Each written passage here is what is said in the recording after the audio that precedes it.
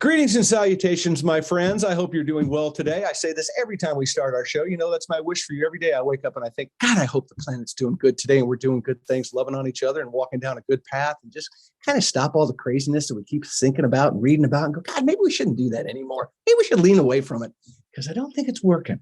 I am super thrilled with my guest today. Y'all know who's here. Sixth time, Jenny, sixth time you've been on my show. Sixth. She is leading the pack. Big time. We're going to talk about the NOP, the USDA, Atlanta, Georgia, and the NOSB meeting. I don't know what else we're going to talk about. We're going to get into Jenny's mailbags. We got a few letters in here that Jenny's going to talk about. We're going to have a great time today. Please, everybody, give it up for our very special friend, one in a million people in my life that I just enjoy talking to. I just dig her to death. Please welcome the Deputy Administrator of AMS, National Organic Program, whatever acronyms you want to throw over. Please welcome Dr. Jennifer Tucker. Welcome, Jenny. Todd, it is great to be here. Thank you so much for inviting me back. It's always good to be able to talk to you and the community. It's an absolute honor. You know that, and you know how important your work is and how much I appreciate what you do. And as I do every one of our broadcasts, I'm going 6 for 6 on this, Jenny. I'm not starting this without thanking you and every single person at the NOP and every single person that serves our country every day that shows up Monday through Friday, working their butts off for a better America, that go through administration after administration and changes and curveballs and sliders and all the different things you deal with. But every day you show up and you serve, and you all don't get enough thanks. So before we do anything, that's an important thing for me to give to you. So thank you very much from the bottom of my heart for your service. Todd, that always means a lot to me and my team here. So thank you so much. And we thank you for inviting us into your world here. Absolutely, my world. That's you better be careful when you say that, Jay. That's a very slippery slope if you want to go that far. I'm thrilled to have you here. We got a lot to talk about. Let's get rock and roll. But as we do, let's get everybody up to speed. Would you please introduce yourself a little bit? Tell everybody what you are, what your journey, what you're doing in the world of acronyms. All righty. So hi, everybody. I'm Jenny Tucker. I am what's called the Deputy Administrator of the National Organic Program. We are a program within AMS, acronym number 2, Agricultural Marketing Service, which is part of USDA, U.S. Department of Agriculture. So Deputy Administrator simply means that I lead the NOP. Government titles are always a little bit of a odd thing. So I have been leading the NOP. It'll be 5 years come this June, but I've been with the program now for more than a decade. So it has been fabulous to watch the program continue to grow and expand alongside this great industry. So it's great to every few months come and connect with you on where we are together. I love it. I absolutely love it. Well, let's get everybody up to speed for those first timers, some newbies out there in the world. If you wouldn't mind, just give us a quick 411. What is the National Organic Program and how does it work? We are the regulatory program that oversees organic agriculture in the United States, and is truly a global program because there are farms and businesses around the world that are certified to the USDA organic standards. We're also the public part of what's called a public-private partnership of organic certification, which means that we oversee third-party certifiers who are going out and certifying organic farms and businesses. So there's a whole network of entities that are involved in defining the organic standards and then upholding them. And the certifier is an important part of that. Today, I think we'll talk about a National Organic Standards Board, which is another very important entity whereby volunteers come and advise USDA on what the organic standards should be and how the program should continuously improve. So there are many parts of the organic public-private partnership and network that make it the robust community that it is and that we're talking about today.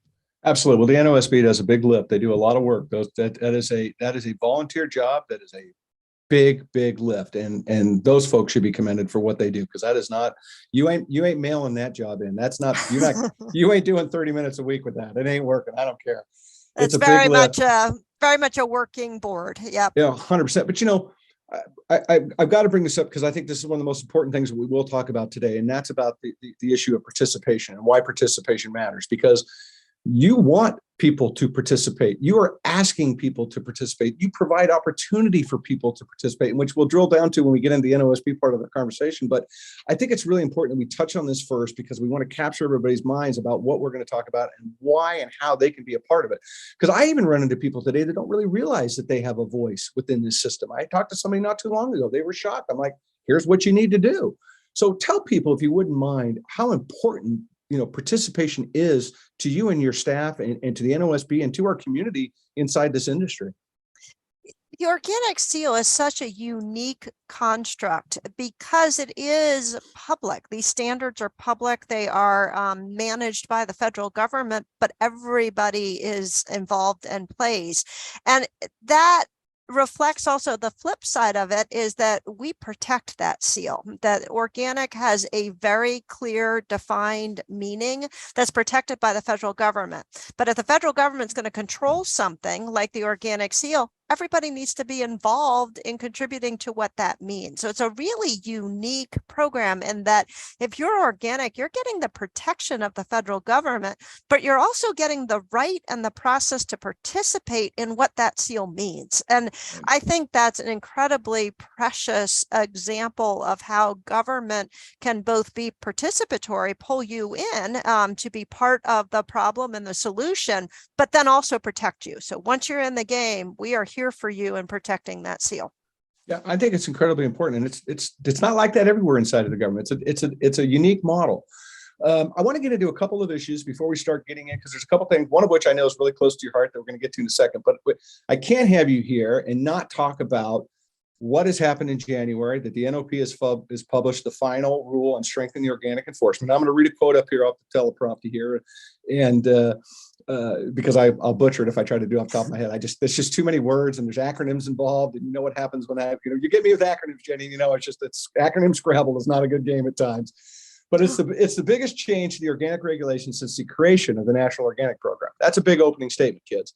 These rules close gaps in current regulations and build consistent certification practices to detect and prevent fraud, improve the transparency and traceability of organic products across the supply chain, protect organic integrity, and support continued growth of the organic marketplace.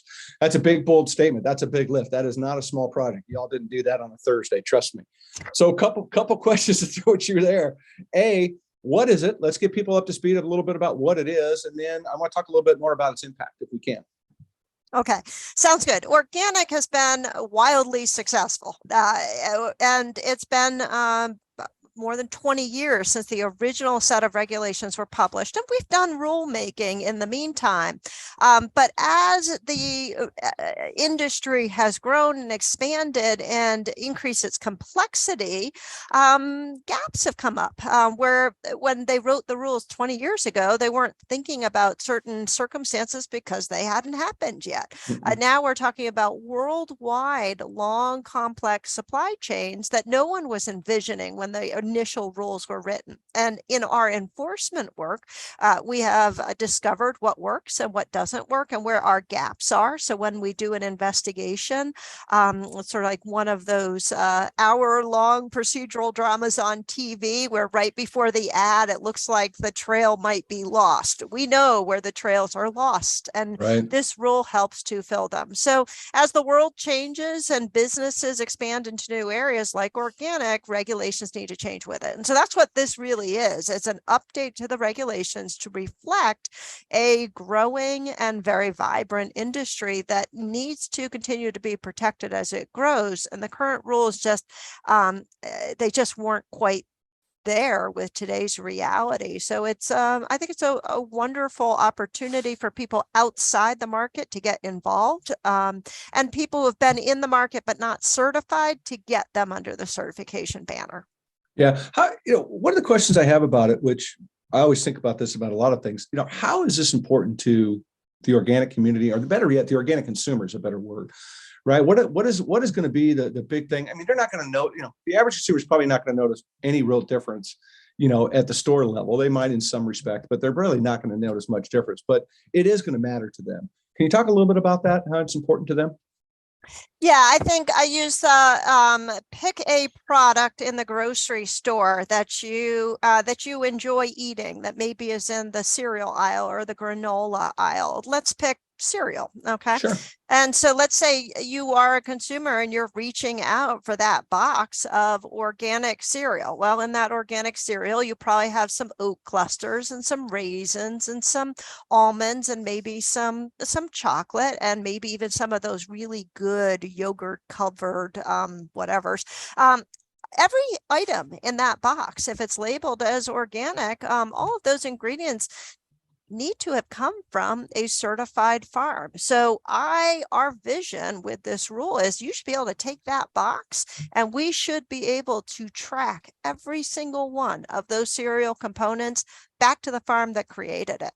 Ultimately, organic products are about food production that works in concert with the environment, where the environment and ag are working hand in hand. But unless we're protecting that supply chain, you don't know that that happened. So we got to protect the supply chain for every single one of those ingredients. So they're shipped across the country. They go to a manufacturing facility. They're combined from all over the world. Throw some cinnamon in there. It comes from another country. Don't you want to know as a consumer that I can trace that here in my little office in DC? We can trace that back to the farm it was grown in, so that you can know that that product was developed emphasizing natural processes and ingredients with no GMOs, that soil health was supported, water quality was supported, biodiversity was supported, and that we can find all those ingredients back to the farm. I think that's a really cool concept, and it's very unique to organic. So as a consumer,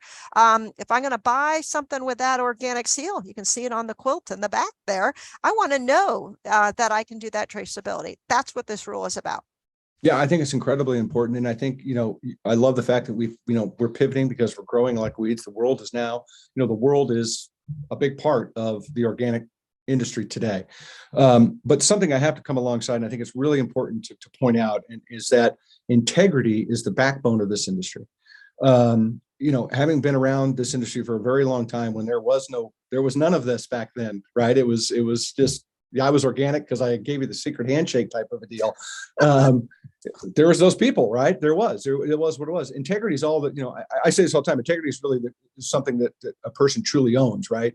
And once you lose that, it's really hard to get that back. And so for us to put emphasis into integrity all through that supply chain on a global scale, big undertaking for one, but incredibly, incredibly important on another. So kudos to the work. That was, like I said, you guys didn't do that on a Thursday.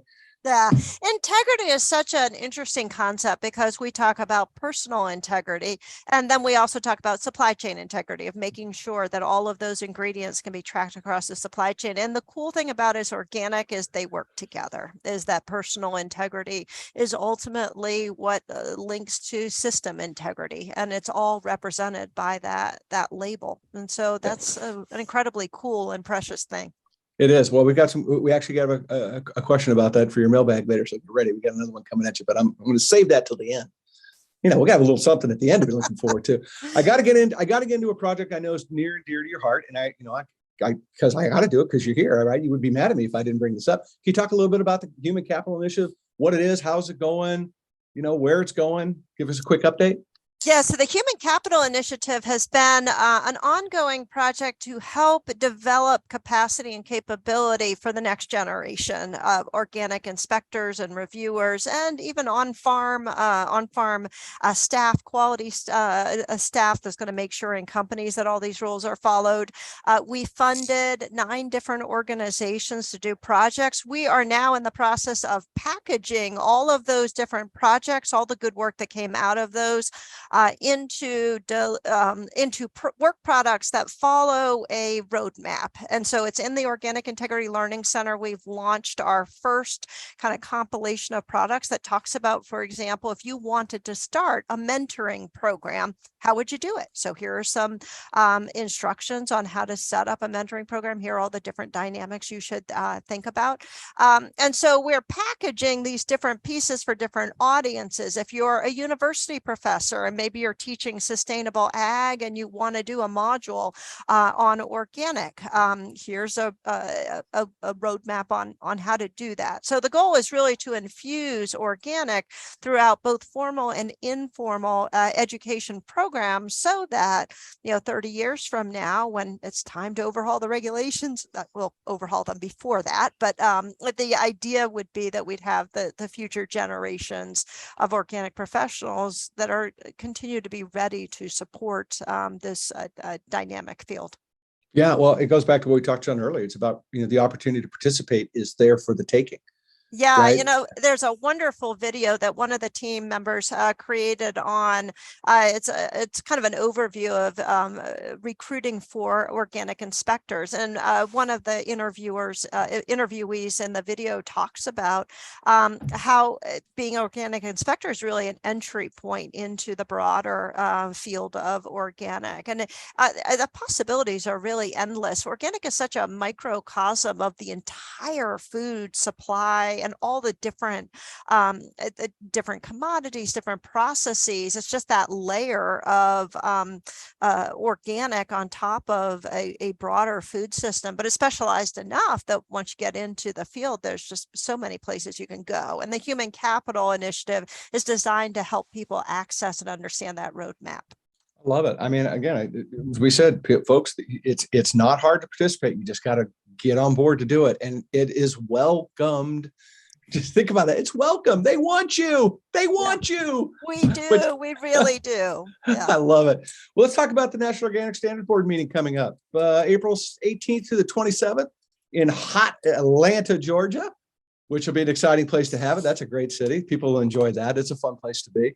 Public comments for people, again, to participate and let your voice be heard. Let people understand what's concerning you, or what have a topic out there that it's passionate about. You have an opportunity to share what you believe in or where your heart lies on topics which they want to hear you. Those are from April 18th to and the 20th, not in between, not the 19th, the 18th and 20th. A lot of numbers in front of me, Jenny. I'm that public high school math's coming out. I'm trying to have a hard time between 18 and 20 right now.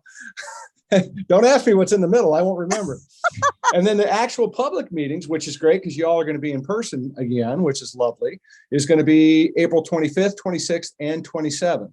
So it's an exciting time. It's a great time to come together as an industry. It's a great time to talk about things that make people uncomfortable, and talk about things that make people happy, and talk about things that make people mad. But those are the way in civilized discourse is how we win the day for everybody.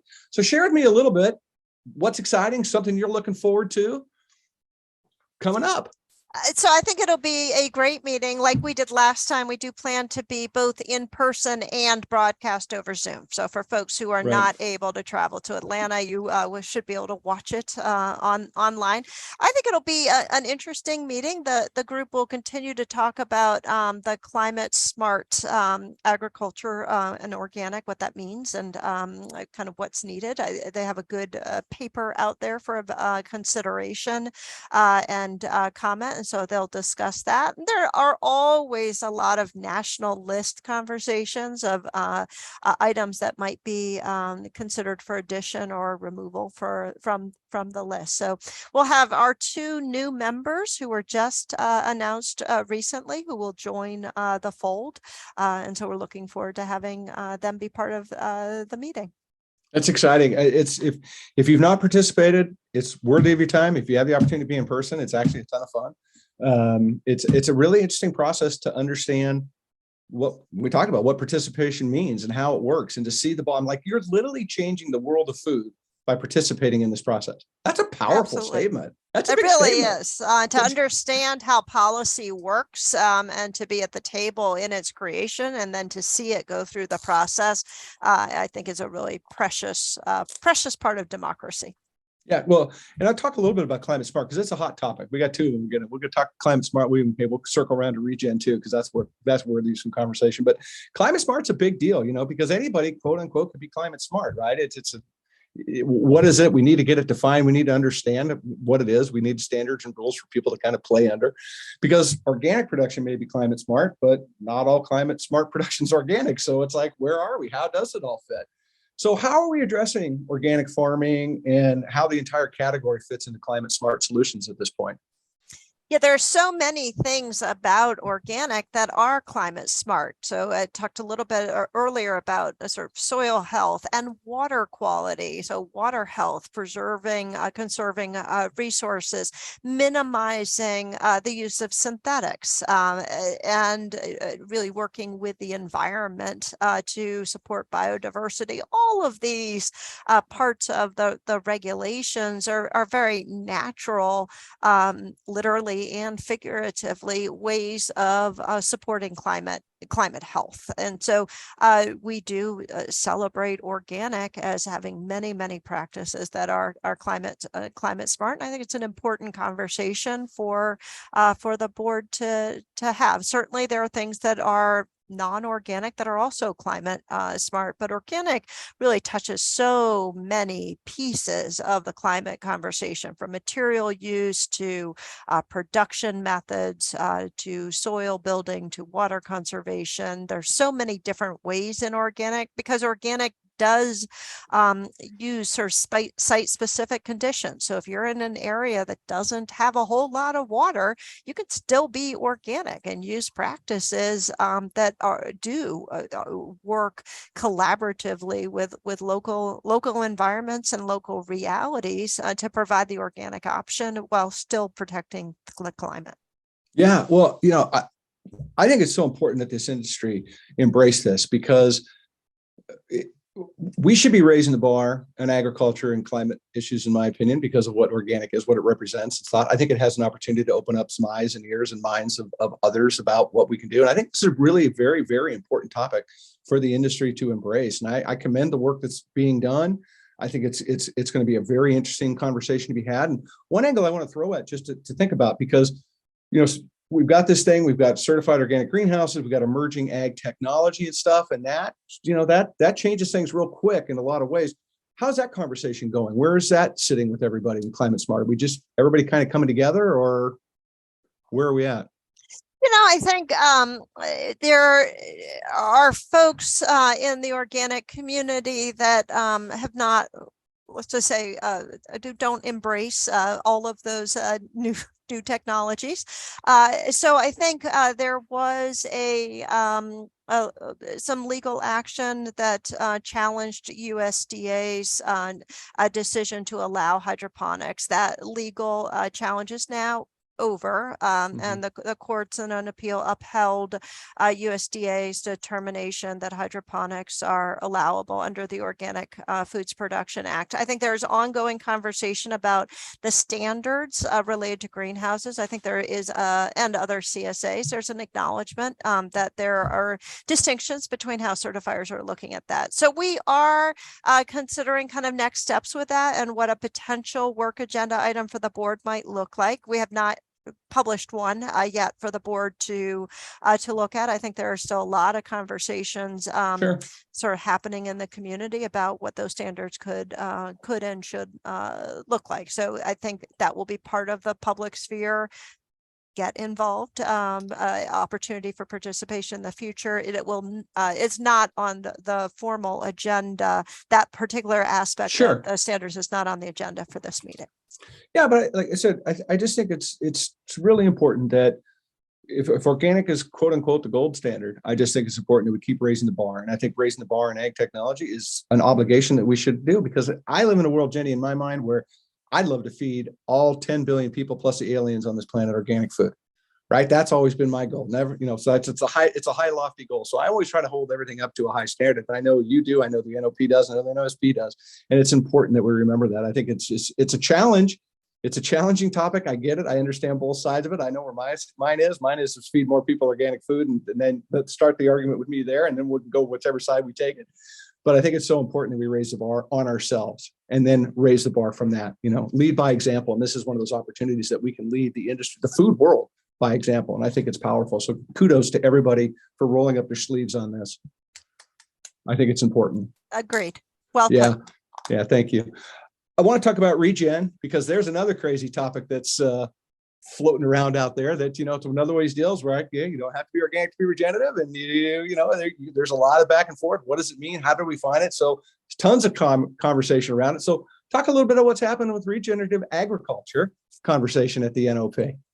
I'm going to go back to the fact that organic is federally defined and protected. And right now, regenerative isn't, right? And so Yeah.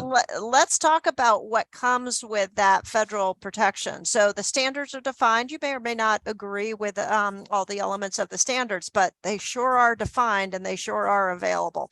And that's a real benefit of organic. And with that definition also comes federal protection. So if you're breaking the rules, if you are selling as organic and you're not certified, you're not organic, we can take federal action. Organic fraud is a crime, and the feds will literally come after you. Good. Can't say that about regenerative. People are going to come knocking on your door with their badge. Customs and Border Protection, for example, recently helped us in blocking an incoming shipment that broke the rules on the organic seal trademark. So the seal is now trademarked, which means Customs and Border Protection can say, nope, sorry, that item can't come into the United States. It's not certified. It's a misuse of the seal. Show me something with regen that's going to get stopped at the border. There is a lot of value in that federal protection of a defined term and defined standard. So it isn't just about wonkiness. It is about the federal government protecting. Organic fraud is rare.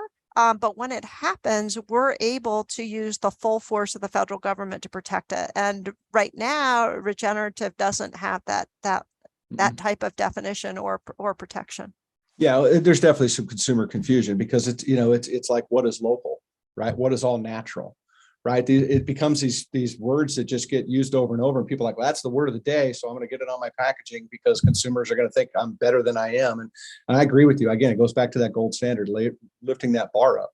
I think it's going to be really important that we do it. And one of the things I'm concerned about is consumer confusion, right? Because as we confuse the consumer with attributes that in some ways, I don't want to say meaningless because regen's not, but I mean, until we figured out what it actually means, it doesn't really have a meaning. The consumers start to look at these attributes and go, well, organic, okay, well, it's not that important anymore. Well, maybe it's not that important anymore. And that's dangerous for the industry because, again, I'm all about let's keep raising the bar on ourselves, not lowering the bar on ourselves. I think that's where we win the day in the long game, especially for the agriculture community. So it's a tough one. Yeah, I had somebody say recently, and certain things you take for granted because they're just so much a part of your life. But they said one of the smartest things that was ever done was that it's on over your right shoulder, USDA organic, that the seal has the word USDA in it, and that right. There are some organic symbols around the world that don't have that federal designation within the label itself. And I do think that really can help remind consumers that the power of the federal government is overseeing and protecting this product. So that's the word we'd like to get out. I agree, and again, I'm all about quieting down some of this noise because because I think it hurts. I think it hurts us in the long game. So I'm very encouraged by the dialogue and pushing the ball down the field in this topic. I commend you guys again for doing it. We need it.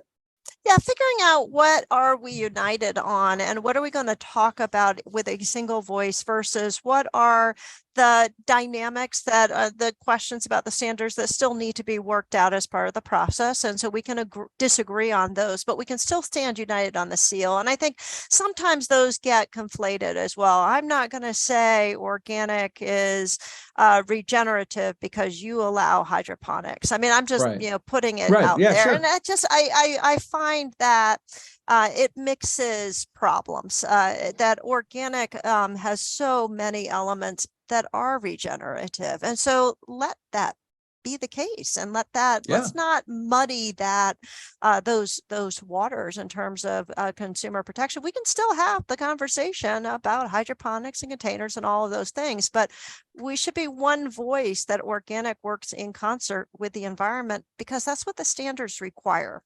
It's there. Just all need to be following it. I 100% agree. And it makes me think back, 1,000 years ago when I started in this deal and the first generation real organic farmers here in California that were, blazing the trail. And one of the recurring themes is they always wanted to put better food on people's tables than they could get, that was really a big thing, like do better, get better food, make the world a better place through our food supply.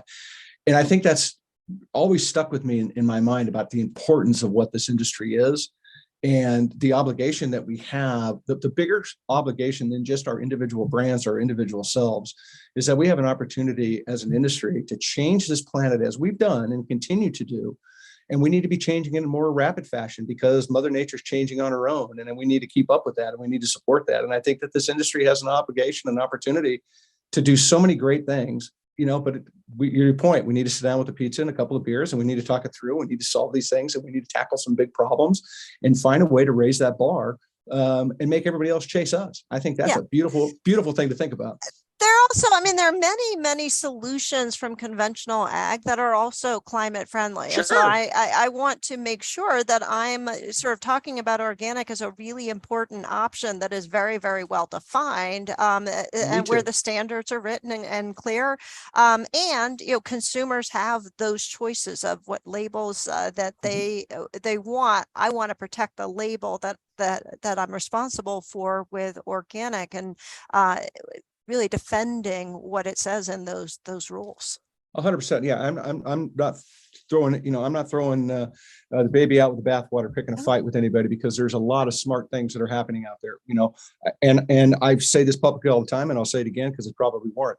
My first job is to get you to eat an apple. My second job is to convince you to eat the organic one. I want you to eat the apple because that wins the day for everybody, right? And let's just work harder to make sure it's the organic one. But let's make sure we have a good story behind the organic one to help ourselves too, right? We know that's an important part of it too. Consumer confusion is not something we want to work with because that's a death sentence in today's economy and in today's marketplace. So we need to be smart about it.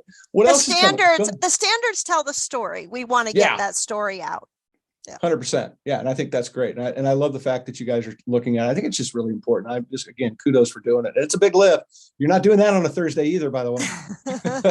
Now, Thursdays are really busy with lots of things. Yeah. I would think so. So anything else in the meeting? Any other topics you want to call out? Anything? I think just seeing each other again will also be good. People seemed so just recognizing that meeting in person just has a different, a different spirit to it than trying to stare at boxes in Zoom. And so I think everyone's looking forward to seeing each other.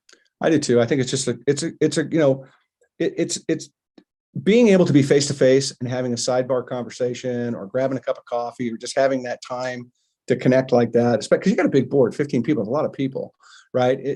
That's really important, and you're not getting that in Zoom, and it doesn't unite the board, and it's just important that people get that time. So I'm excited that you all are doing it. So to participate again, let's get it up because I'm going to get these numbers right, Jenny. I'm not going to screw up either 18 or 20 on this time. I'm going to bring it up. Public comments are April 18th and April 20th. The public meetings are April 25th, 26th, 27th in Atlanta. Go online, figure out what you can do, how you can do it, figure out how you can watch it on Zoom, participate. But again, the call to action, and I'm going to throw back on the table, is please participate in this. We need your voice. We need your help. We want to win the day. Let's all do it together, right? Let's all do it together. Yeah, well said. Thank you. Thank you. Well, I love it. Well, we got to switch gears here because I got some Jenny's mailbag here. I got letters that come in. We started this a bit. People, and full disclosure, why? People would send me a note like, you should have asked her this question. I'm like, well, you should have read my mind. Why, send up a smoke signal. How the hell do I know what you want to ask her? This is time number 6. If you thought she was coming after time 2 to time 3, maybe throw something at me. So anyways, I just threw a call out and said, hey, if you've got something to ask, if there's something that you think you want to do, throw it to me and, we'll throw it out there and let Jenny answer it. What the hell? It's kind of a fun way to go. So I got a couple of them here. I got one really long one that I'm just going to read you, and then we'll go from that one. But you want to start with that one? What do you want to do? You want to go with the long one? Let's go deep. Go for it, Todd. All right, here we go. All right, there's so many big words here. My God, this is a lot of reading. Anyways, this is from John, and you know who you are, John, and I know who you are. I'm curious to what extent brand owners / marketers of brand who farm out all the ingredient procurement, co-manufacturing, et cetera, will be required to be certified under the Strengthen the Organic enforcement. Can Jenny please provide some examples of activity that either will exempt or not exempt? That'd be cool. So here we go. Say a guy named Johnny. I love this already. Say a guy named Johnny has a great idea for an organic lemon bar. He hires a co-packer to do it all, procurement through distribution. Johnny makes the sale. Does Johnny have to be certified?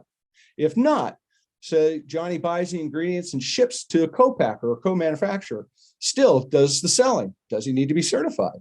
Say Johnny buys organic ingredients and has them all sent to the co-packer, but the bars only have an ingredient panel claim on the retail product. Does Johnny need to be certified then? There's another one. Here we go. Hold on. And with storage facilities, is the packaging or the handling activity that triggers the mandates for certification, or both? And where's the line on brokers and traders for produce? Does the fact that produce cartons are not sealed make it so warehouses need to be certified? And I love reading all that to you, Jenny, before you start to answer this big, broad bunch of questions, because I think this is one of the best examples of the importance of the strengthening the organic enforcement and what it means when you talk about a global thing. This is a really big question about the whole overall scope of global participation in what you all have worked so hard to do. So I'll shut up because that was a lot of things to throw at you and give you time to process and meditate it. Go. It seems to me that Johnny and friends need to get certified. So I think we've been talking about participation and things like the NOSB and setting standards. Now we have, with this new rule, more entities really do need to participate in certification itself. And I think that's a big take home here. The assumption and everything that you just read, I can't think of oh, well, that's very clearly exempt.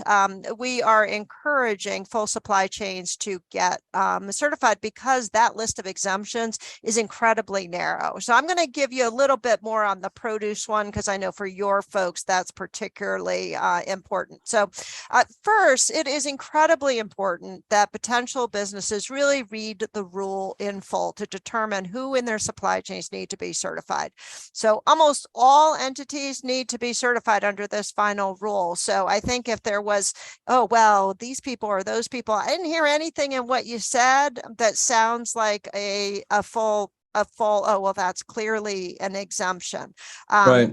So I think people should read the rule with the assumption that they need to be certified unless they can find the very, very specific use case. So we are being cautious not to weigh in too much on hypotheticals or detailed scenarios, because every business is going to be different. So what the rule does is it's written to help businesses analyze their own activities to analyze or assess that need for certification. Let's dive a little bit into the produce one. Before I do that, though, let's see what questions you have on that right away. No, go. No, I'm gonna shut up. You're rolling. Okay. You go. So, it is actually a good question. So let's talk about produce handlers and their exemptions. So it does note that an exempt warehouse can receive, store, or prepare for shipment packaged certified organic products. And so the question is, well, what does packaged mean? And so if the warehouse opens and relabels packaged products, what would happen? And the answer is you're only exempt if they really are fully packaged, being in a sealed, tamper evident box. So let's say I know a lot of produce gets shipped in boxes with holes in it so it can breathe. Sure. So if all you're doing is sort of storage or transport of those boxes where there are holes in it, but otherwise the box has a tamper evident seal, so no one can tell that you could tell if it was broken into, that would be an incredibly narrow exemption. But if that box opens and you have to repack it into another box and you're exempt, that product can't be sold as organic. You've lost the ability to sell it as organic. So it's really important to remember that the purpose of the rule is to protect back to organic integrity, the organic integrity, by not allowing an uncertified handler to complete a higher risk handling activity, like as splitting lots or repackaging goods. So, warehouses, all sorts of activities can happen in warehousing that it's actually processing. So I would encourage folks to, I know people are out there right now kind of trying to read behind the lines to figure out how they don't need to be certified.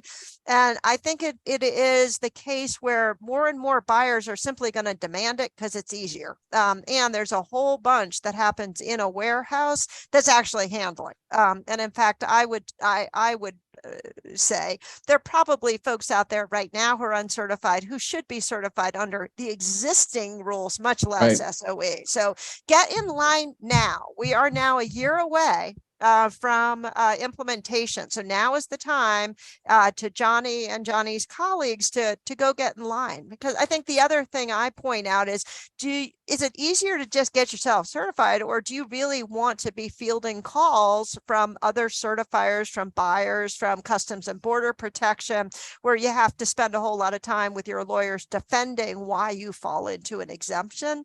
That could be an awful lot of work to explain to Customs of why you think you fit into this exemption when they stop you at the border because they think you might be breaking trademark rules. So Yeah.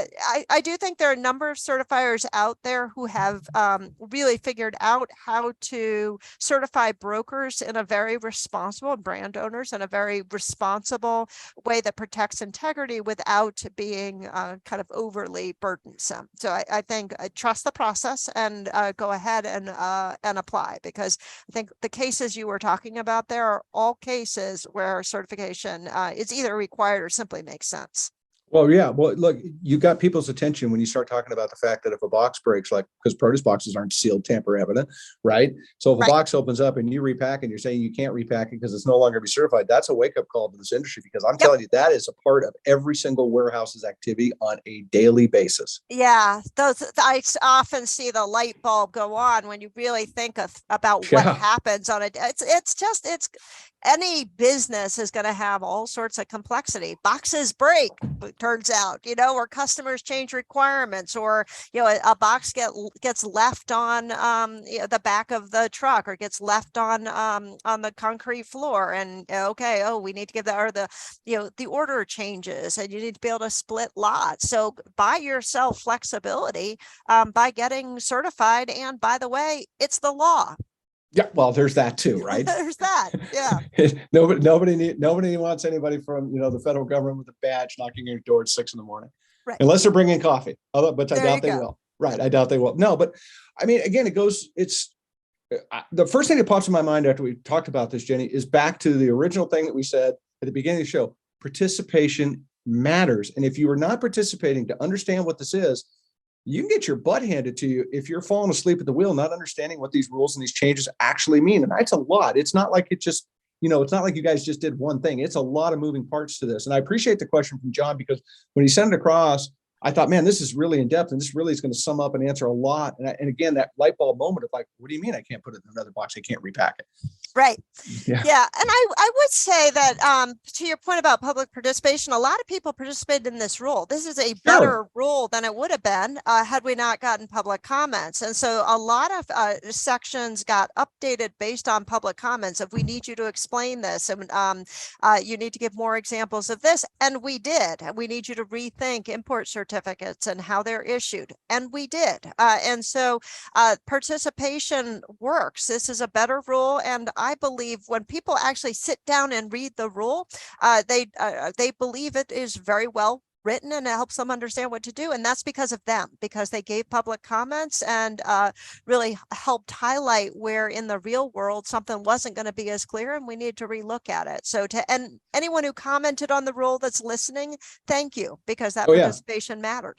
Yeah, and thank you for clearing up. I didn't mean participation that people were a part of the process, because it was a lot going on behind the scenes to get to this point. My point is that there's people reading this for the first time in a news release, or there's people hearing this for the first time going, what do you mean I can't pack in a box? It's a real wake up call to a lot of people. And that's where I come from the angle of participation. Like, y'all better start to pay attention to how this works, because it's going to affect your business. And the problem is, a lot of times in businesses don't see things coming, that effect to their business is far greater than being proactive in the beginning, right? To get control of it. So that's my point about participation. So if you don't know what this is, if we flipped on a light switch, then by all means, you all better read a little bit beyond, the 400-page press release, because you're not going to get enough information to cover your butts. I'm just saying.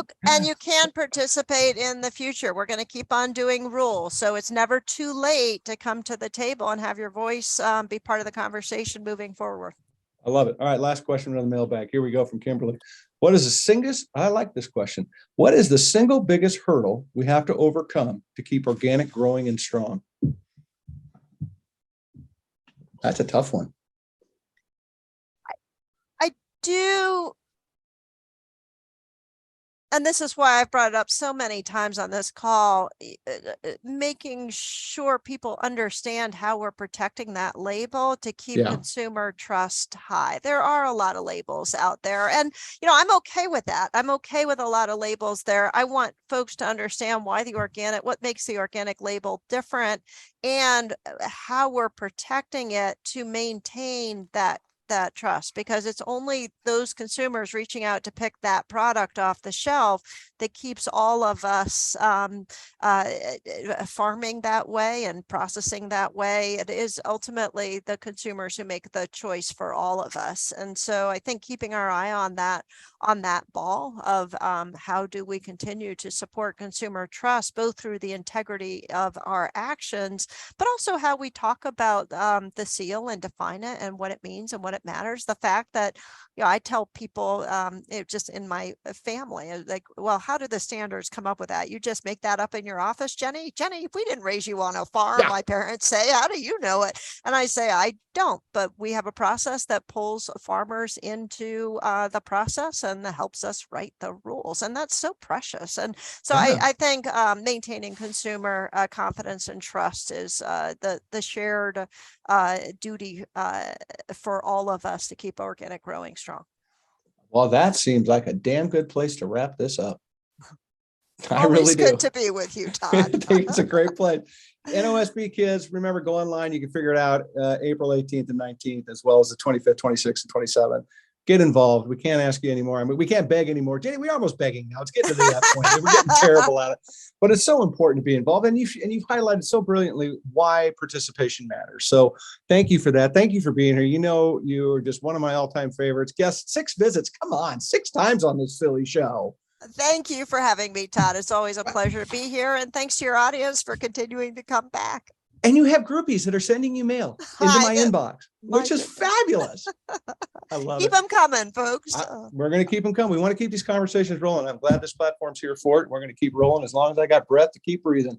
Believe me, because I think it's so important what we do. Thanks again, Jenny. I do appreciate you tremendously. Thank you. I appreciate you too. Thanks everybody for being here. Like I tell you all the time, go inspire somebody. It's incredibly important. Like Jenny hopefully inspired you to go, well, I better read that or I'm going to get in trouble. I'm going to have trouble with my business. I hope you do, because it's really important. But thank you for listening. Thanks for being part of it. Don't forget to check us out on social media. Jenny, you know why I'm on social media? Take one guess. Because nobody lies on social media. It's a bastion of truth and goodness. Did you know that? Fabulous stuff on there. Anyways, everybody, thanks for being here. Much love. Take care of each other. We'll chat soon. See ya.